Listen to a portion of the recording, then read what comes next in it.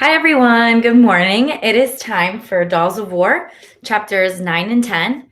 So, if you remember at the end of chapter 8, Macy asked her friend Lily why Rachel doesn't like her. And Lily said, because Rachel thinks Christopher likes you. And Macy was like, what? He likes me? So, we shall see what happens. Chapter 9. School had let out for Christmas vacation, so on Monday, Macy and Lily walked to City Hall with bags of empty tin cans.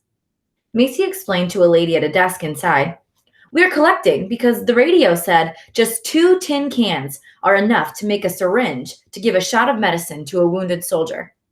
The lady nodded. "Everyone will be asked to save tin and more if the war goes on. Tin will be needed to ship food to the soldiers overseas too, since it's the only metal that doesn't rust." "We'll bring more," Macy promised.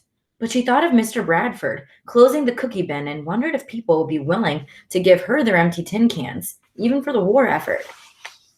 She pulled her coat closer around her when they left City Hall.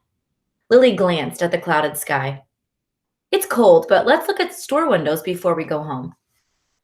By the time they'd walked a few blocks to see store windows with animated displays, light snowflakes had begun falling. The flakes added to the magic of loudspeakers playing jingle bells as they stood outside a department store window, pointing out the moving figures inside. "Mrs. Santa's baking cookies," Macy said, watching the smiling figure with a white apron over her red dress travel on a rail back and forth from her cookie making table to the open oven door. Santa rocked beside the fire, reading a long list of names. In the next window, elves busily loaded bright packages onto a sleigh. "Oh, look!" Lily exclaimed, pointing. An elf in a bright green suit and shoes with pointed toes had reached the end of his track. He turned with a painted grin as the track circled. "He's looking right at us," Macy said. The mechanical elf raised one hand and waved. Lily shrieked and clutched Macy. They both giggled while the elf slowly moved away on his track to the toys waiting to be loaded onto the sleigh. "You have a new boyfriend," Macy teased. "Me?" Lily exclaimed. "He was waving at you." Laughing, they moved on to the next window. They couldn't forget the war for long, though. Posters had gone up overnight on walls and fences, and even between the store's lit windows. One of them showed Uncle Sam pointing straight at the person reading it and declaring, "I want you for the U.S. Army." "Me?" Lily asked, giggling. Macy couldn't laugh now. The next poster showed a torpedoed ship sinking into the ocean. Big words warned, "Loose lips might sink ships." Macy thought of Nick training to go to sea and shivered. Almost every family in town has someone fighting. I want them all to come home. "They will," Lily said with confidence. Now that our boys are in it, they'll put a quick end to the war. You'll see. I'll bet they come home before school lets out for the summer." Macy hoped so, but she'd heard Papa talking with Miss Rasmussen about the last war, the one they still called the Great War. They'd even called it the war to end all wars. They couldn't say that anymore. Now that one was called World War I. More men had died fighting in it than Macy could even imagine. She didn't want to think about men dying again in World War II. Nick was on a ship, not waiting ashore with enemy bullets coming at him, she reminded herself. He'd be safe. He had to be. She wasn't sure what Hap would be doing as a Marine, but he'd promised to be safe. "Look!" Lily grabbed Macy's sleeve. "There's Christopher across the street with Mark. Do you think they see us?" "They do now," Macy exclaimed. "You dragged me almost into the street to make sure." As the two boys dodged a Studebaker with a Christmas tree tied to the top, Mark called out, "Christmas shopping?" "Just looking," Macy answered, watching the Studebaker turn a corner. Papa hadn't gone out to cut a tree yet. Could he have forgotten? They'd gone with Mama every year to find a tree and shop for a special ornament, even last year, with Mama smiling from her wheelchair. Macy understood why Papa hadn't suggested getting an ornament this year. She didn't really want one to remind her of the first Christmas without Mama or Nick. But everybody put up a tree, and it was almost Christmas. Macy swung around to Lily. "Can I go with you when your father takes you to get a tree? I think Papa forgot." Lily's eyes widened. "We've had our tree up for a week." She paused, her eyes filling with understanding. "You could spend Christmas with us." "Thanks, but I'm going to remind Papa that we need to get a tree." Macy turned away. The boys had almost reached them. The last thing she wanted was for either of them to feel sorry for her. As if they would. "We're headed for the movies," Christopher said as he and Mark stepped onto the sidewalk. "There's a Groucho Marx show on." Mark added to Lily, "You and the Jap lover want to come along?" Christopher elbowed Mark, but shrugged as if he agreed. Macy stuck her tongue out at both of them. A snowflake landed on it, and she giggled. She couldn't stay mad with a snowflake on her tongue. "I can't see a movie," she told them when the snowflake had dissolved. "I have something important I have to ask my father." "About stowing the Jap doll in a closet?" Mark grinned. He grunted when Christopher shoved him harder. Lily finished checking her purse for money for a movie ticket. With a wave to Macy, she headed with the boys down the street toward a marquee glowing with neon lights. So much for Christopher liking her. That didn't matter. Macy had to take care of something far more important than a movie. Papa was working at his desk in the study at home when she brought in a box of ornaments from the storage room. "I'm ready to decorate, Papa. Where will we put our tree?" He looked as if she'd slammed the door instead of elbowing her way past it with the box. "Put them away." "Can we just have a small tree, Papa? I'll do all the decorating." She lowered the box to the floor and pulled out the first ornament. It was a little bell from Mama's childhood in Japan. It always had a special place on the tree. Two lines deepened in Papa's forehead. "There's a war on. Things are different. We'll have to do without a lot of things for a while." "Without a Christmas tree?"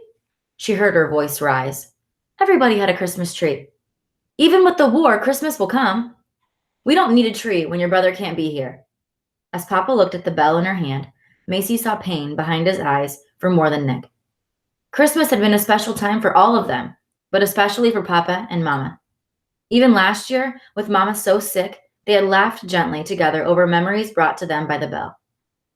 "I haven't been thinking enough about Papa," Macy scolded herself. "Every one of Mama's ornaments must make him sadder." On impulse, she ran to him and hugged him. "I love you, Papa. We still have each other." She pulled away quickly when she didn't feel a response, but when she reached the door, he called, "Macy." It sounded strange because he hadn't used her name for so long. She stopped and turned slowly, hardly daring to hope he'd change his mind.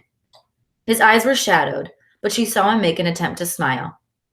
Maybe he was really seeing her at last. Maybe he was realizing that the two of them could make a special Christmas together. Instead, he said, "Talk to Lily. Her folks will let you join them Christmas Day. It'll be good for you to be with friends." "People should be with their own family at Christmas," Macy said. She understood, but felt hurt too deep to hide. How could Papa want to send her away on such an important holiday? She couldn't help adding, "Families should be together at Christmas, under their own Christmas tree." It makes me feel sad for her. Okay, chapter 10. It's kind of weird to read about Christmas when it's almost summer. Papa had turned back to his ledger. Macy didn't think he'd even heard her. With dragging steps, she went across the lawn to the museum to sit on the floor beside Miss Tokyo. Papa says we can't have a tree. Papa says we can't have a tree. I guess everyone will have Christmas but us. She was so used to talking for Miss Tokyo and guessing what the doll would say that words came without thought as she answered in the high voice she always gave the doll. "Nick and his friends won't have a family Christmas either. Do you think he has a tree?" "No." Macy stared at her fingers, curled into fists in her lap. Then she raised her head. "But he can have Christmas cookies. I'll make him some. I'll make so many he can share with friends, and they can all have Christmas together." When she ran from the museum to her kitchen, she smelled spices and brown sugar. As Macy came in, Miss Rasmussen offered a twist of paper filled with white frosting. "There may not be a tree in this house," she said with a sparkle in her eyes, "but no family of mine is going to miss out on gingerbread men at Christmas." Macy made a show of breathing in the spicy smells. "I love gingerbread. Nick does too." "Be sure to frost smiles on those cookie faces," Miss Rasmussen said. "I've seen too many turned down mouths around here lately." Macy knew her own mouth was curved up in a smile, as happy as the ones she carefully squeezed through the frosting tube. "Let's make a lot of them, Miss Rasmussen. I want to send some to Nick to share with his friends." "That's a wonderful idea. Your papa can't possibly object." "He won't. It's for Nick." That was true, but Macy wished she hadn't said it out loud. A cloud seemed to pass through Miss Rasmussen's eyes. Then she put a warm hand on Macy's shoulder. Honey, we can bake all day if you like. There's talk of rationing, but it hasn't happened yet. That's what Mr. Bradford said. Macy pushed down a rise of disappointment in the grocer. Do the Army and Navy cooks need the sugar and shortening? Not only the cooks. It's a puzzle to me, but they're saying fat is used to make ammunition. Macy looked up in surprise. How can fat make cookies and bullets? Miss Rasmussen chuckled. I'm sure it's complicated, but they're telling us 3 pounds of fat will provide glycerin enough for 1 pound of gunpowder. What about sugar? Are they making sugar bullets? As Macy giggled, Miss Rasmussen rolled her eyes. Sugar comes from hot countries like Brazil, way down in South America. I expect they need the ships to carry war goods, so they won't be able to transport as much sugar as usual. Macy felt silly for joking. Should we stop making cookies? No, honey, Miss Rasmussen assured her. Nothing's rationed yet, and when it is, we'll do just fine. As Macy squeezed frosting smiles and buttons, and sometimes bows or belts, onto a lengthening line of gingerbread people, she hoped Miss Rasmussen was right, but she couldn't worry about the war for long. Her heart ached for a Christmas tree. Maybe she could have one. If fat could make gunpowder, could sugar make a Christmas tree? Miss Rasmussen, she said slowly, last year one of the ladies made a fancy gingerbread church for the friendship hour after service. It even had a sugar cross on the top. A lot of work went into that church, Miss Rasmussen said. I suppose it was hard and took a lot of time, but do you think we could make a gingerbread Christmas tree? Miss Rasmussen licked a crumb from her fingertip, then smiled. I don't see why not. Luke, the lanky, middle-aged gardener and handyman, sauntered through the outside door and leaned a narrow packing tube against a chair. I smell gingerbread baking all the way across the yard. I suppose you're planning to talk us out of a cookie, Miss Rasmussen said, pretending to sound severe. Or 2. Luke sprawled onto the chair. 2 would be just about right with a cup of your good coffee. She was already pouring. Macy grinned. Miss Rasmussen pretended to be annoyed by the gardener, but she liked hearing compliments to her cooking. Guess what we're going to do? Macy said to Luke. He tilted his head as if thinking. The 2 of you aren't planning to run off and join the army, are you? No, Macy laughed. We're going to build a Christmas tree from gingerbread. Did that sound silly? She waited for him to tease her about baking a cookie tree, but he looked thoughtful instead. Gingerbread brings to mind a tree I saw in a bakery window in Portland last year. Was it gingerbread? Maybe your idea wasn't silly after all. No. Luke accepted a cup of steaming coffee from Miss Rasmussen and smiled his thanks for a plate holding 2 fat gingerbread men. This tree was made of frosted sugar cookies. The baker set 6 pointed stars together on a dowel with smaller and smaller stars all the way to the top. With decorations? Macy asked, trying to imagine the tree. Sugar crystals sparkled over white frosted branches, Luke said. But I don't see why you couldn't put little birds or something on the branches as long as you didn't eat them. That must have been a pretty tree, Miss Rasmussen said. She looked at Macy. I believe we have a jar of sugar crystals. Can we make one? It will be so pretty. Macy clasped her hands together. But we don't have a dowel. The hardware store has dowels in all sizes, Luke assured her. You just decide how tall you need the tree to be, and I'll nail a proper sized dowel to a base to keep your tree standing straight and pretty. From the doorway, Papa asked, What tree? What's going on in here? We're going to stop there.